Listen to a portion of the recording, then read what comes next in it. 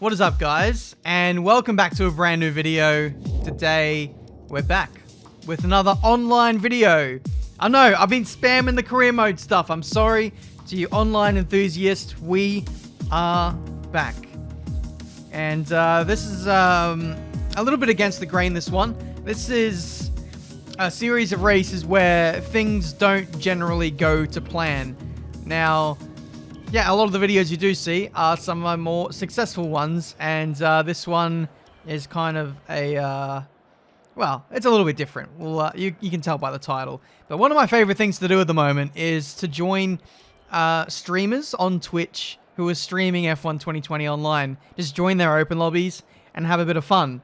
And that is exactly what I did in this lobby, racing against completely different people, mainly Americans and people from that portion of the world. So let's see how this goes. 5 red lights, and we are underway for the Grand Prix of Canada.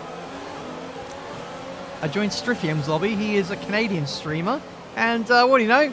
First lobby, he's streaming at his home race. Anyway, through turns 1 and 2, we get caught up behind the racing point of Naughty Neon, who came to a dead stop because of a Ferrari who had been spun out at turn 2. So that was rather unfortunate on that front, that we've now lost our front wing. And as per the title, this is how you recover from front wing damage on lap 1, or something along those lines. That's going to be the title of the video.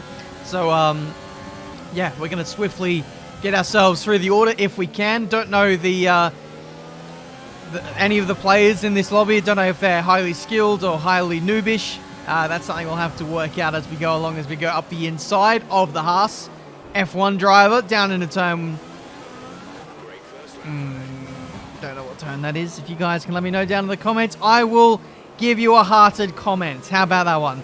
Anyway, here we go. Lap 2. We're swiftly making our way up the order. We're up in P8 somehow after not having a great first lap, but we continue to march on. Strict corner cutting rules are on, by the way, so very easy to get caught up with penalties, and in these kind of lobbies, it's utterly important to make sure you minimize those penalties at Canada, which can come thick and fast in these short races. I think Cody's have less of a tolerance to corner cutting in 3 and 5 lap races. Sometimes you can just get insta penalties by cutting, so watch out for that.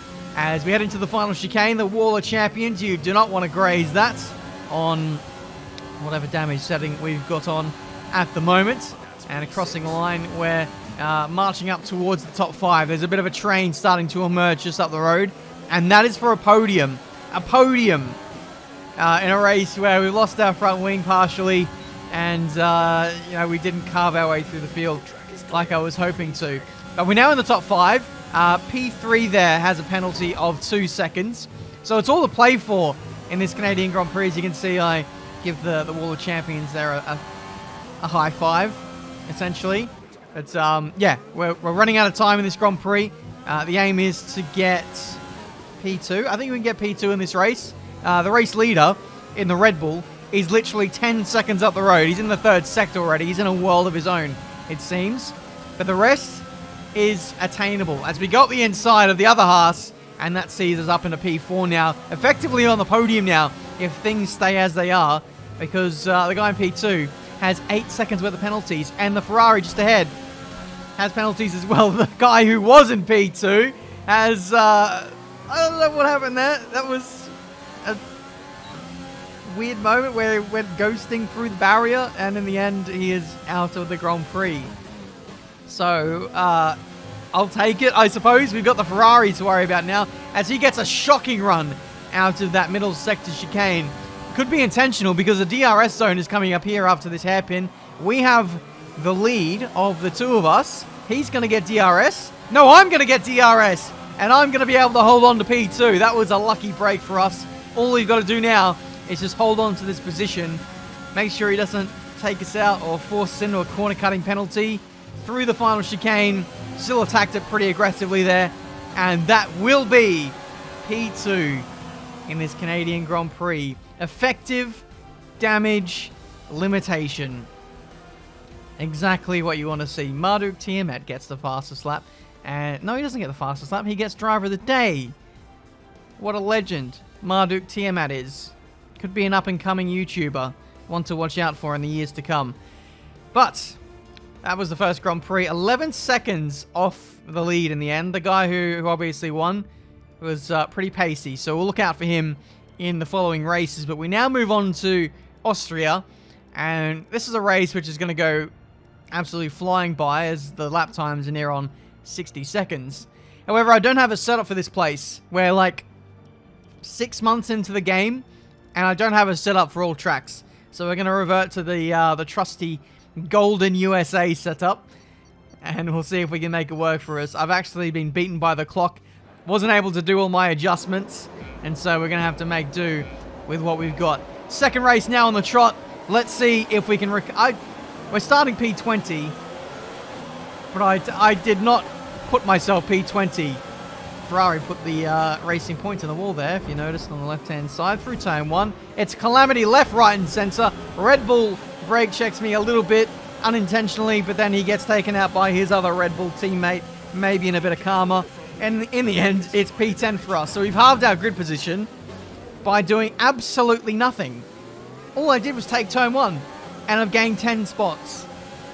This, this could be a noob lobby. I'm just putting it out there. This is bloody ridiculous.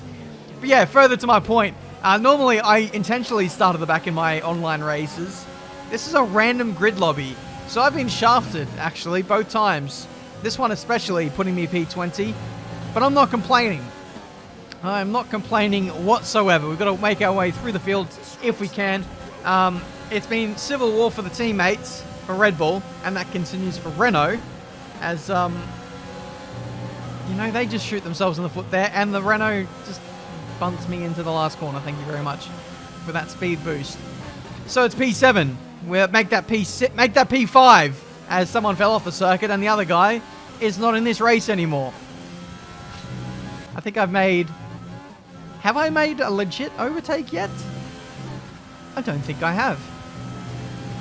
I don't think I have. This is meant to be a masterclass of how to recover, how to effectively damage limit your Grand Prix. And really, I've just been lucky. I've just been keeping it clean. Maybe that is the secret, to be honest. There really isn't much to say, to be honest. Just be fast, be clean, make sure you stay out of trouble, don't corner cut, and, you know, good things will come to you. You'll eventually make your way towards the front again in races. That's basically what you got to do. You got to be patient as well. I know it's hard to say in a 5-lap race where time is of the essence, but if a move isn't on, don't go for it. Maybe focus on getting a better exit. That's what a lot of the high-level drivers do. You notice a lot of them actually don't dive bomb a lot of the time. They just drive normally, focus on a better exit, and it's lower risk, much lower risk to overtake someone. If you just cleanly get a nice exit, you can out-drag someone on a straight, and there's absolutely no risk involved with that. Like, look at this. Decent exit for me. Yes, I have DRS and a bit of overtake, but we made that work for us, and we had the move done pretty much before the braking zone. So that's us on the podium now, with P2 up for grabs. Don't think the win is in contention for us today, as he's 5 seconds up the road. Don't know what it is with race leaders and just pissing off into another postcode. But we'll take P2 if we can. It's going to be an uphill battle now, as I've given myself a 2-second time penalty for extending the last corner. Got caught out potentially by a bit of dirty air and just going a little bit too fast into that particular one. But there's plenty of time still left in this race. Plenty of time for Cactus up ahead to accumulate a penalty of his own, or maybe make a mistake and fall outside of 2 seconds. We can only hope. But first, we need to overtake this guy. Up in a rich and overtake. I was anticipating a defensive move to the inside.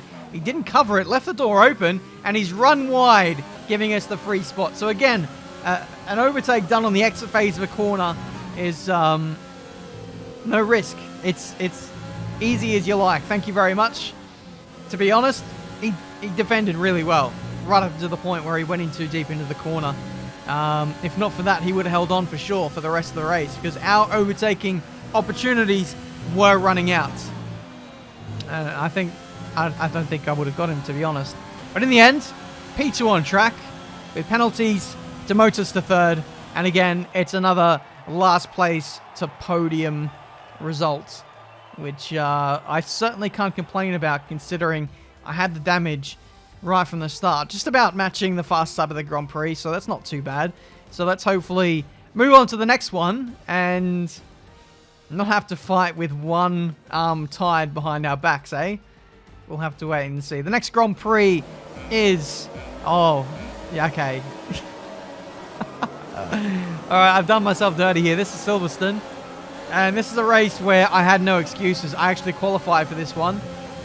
Old mate Striffium put one-shot qualifying on. I started from the front. And what do you know? I bottled it. I completely threw myself in the gravel trap. But in my long book list long of excuses, I had the wrong setup on. I went way too aggressive, and that's why I spun out. Anyway, we swiftly move on to the next Grand Prix, and that is Spain. So in this one, a corner cut. Big shock. And so we'll be starting from the back anyway. So we'll see how we go with this one. I've got a pretty good setup for this place, so let's hopefully make it work for us as we gear up for 5 red lights. And we are underway for the Grand Prix of Spain. Let's hope this place does not have a silent S associated with it today as we gain a place. Old mate Tom 33 going nowhere off the start. Looks pretty clean so far. 2 Renaults engaging in civil war once again. I've run into the back of the racing point. Potentially more front wing damage for me there. AlphaTauri spins off on the inside part of turn 3. And all of a sudden, that's 8 spots. 8 spots in 3 corners. 9 spots. 10? Why not? Give me the racing point as well as we go around the outside. He's commanding a lot of track space. A bit too much there as he squeezes completely off the circuit and giving us an illegal overtake warning / penalty. There's no way I'm giving that spot up, so I'm just going to take... Yeah, I've got the penalty. Even though it didn't come up on screen, I'm hearing Jeff in my ear saying I've got a penalty. So thank you very much, Codemasters, for penalising the victim there. Both Mercedes making mistakes at that very corner. Promotes us to P7. So 3 seconds again. What is it with people today and rear-ending me in a corner where they can't really overtake? It's absolutely... The Renaults today are ridiculous.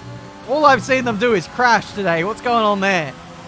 Anyway, we do have front wing damage. So the theme of recovering from front wing damage on lap 1 continues. But somehow we managed to hold on to P10. After all the excursions we've had on the first lap, we're still going to be on for maybe a decent result. P8, thank you very much. There's old mate Racing Point, who likes to squeeze everybody off the track. Let's see if we can get him on the exit. He's gone in way too deep on the entry phase. And then we shimmy to the inside. His braking marker for that corner was absolutely atrocious. And we go up to make that P6. As old mate in the AlphaTauri binned it on the start-finish straight. Not really sure how you do that, but there's a first for everything. As old mate in the Ferrari is a bit all over the place. We'll have to... I was going to say, treat the rear end of that Ferrari like a bucking bronco or a bucking donkey or something. He has turned the Scuderia into a donkey on that particular occasion. And we're now in the top 5. So, what can we get out of this Grand Prix? There's 2 to go now. And certainly a podium is up for grabs. 1.4 seconds to AFR Fever, who is, well, making all kinds of mistakes in this third sector. Got distracted by his antics, and I've given myself another penalty. So that's 5 seconds worth of time penalties. And prior to that, I actually would have got that guy on the countback of penalties. But the additional one sets me back behind him, and in the end, it's only P5. There we go. What a mental set of Grand Prix. Antics absolutely everywhere. We managed to dodge all the noobs for the most part. I just don't know what to say. I do not know what to say. Just when you think you've seen it all on the F1 games, you get taught another lesson. Hopefully you guys enjoyed. Leave a like if you did. Subscribe to the channel if you need to see plenty more racing game content. I'm doing a Monaco race today. It might already be happening, but follow me on Twitter if you want to get involved in future open lobbies, and I'll see you guys for a brand new one very soon.